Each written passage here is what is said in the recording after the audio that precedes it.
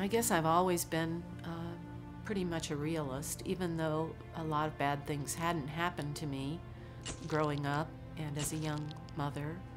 I was shocked to hear that my son, Mark, who was born with a very significant heart defect, and at 26 years old, just collapsed and died on in their kitchen, on their floor.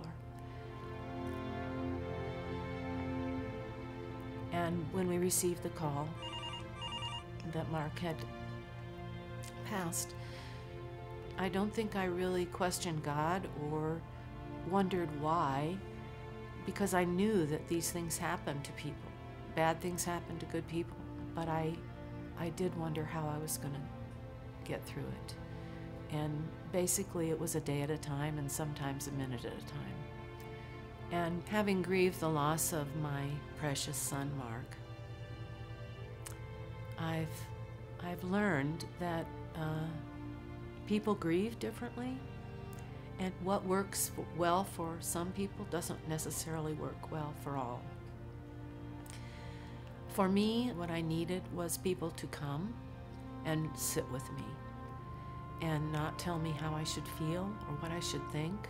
I had many cards that I opened, and I remember feeling like some actually burned my fingers. They were so, they hurt me so much, that implied that we should be glad that our son's in heaven, and that's and I wasn't denying those things, the truth of any of those things internally, but that wasn't the point.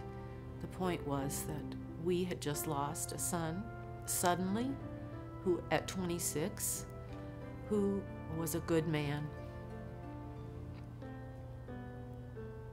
And the people who helped me most after Mark's death are those who do come alongside, like my friend Susie, who came from Orlando to Dallas, where we were, and offered to bring our clothes that we didn't have because we had just Christmas clothes.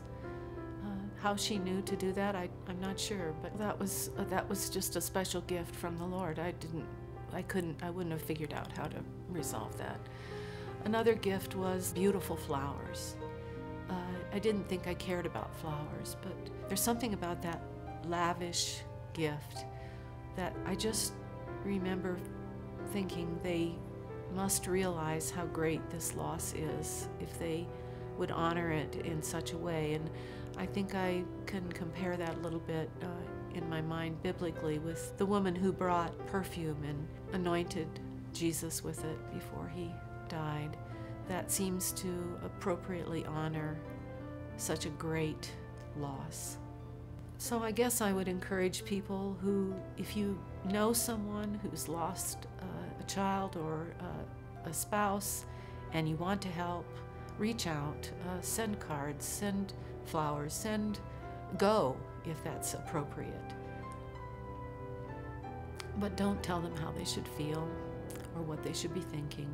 Be available to listen months later, a year later, 2 years later. Be willing to hear their story, to tell their sorrows, and not have to fix it. Nothing you can say will fix it. Even now, people who realize that losing Mark was a great loss for us, gain for heaven, loss for us. But God has promised to never leave us or forsake us. I never doubted that Christ was in the room with me, even if I was alone, humanly.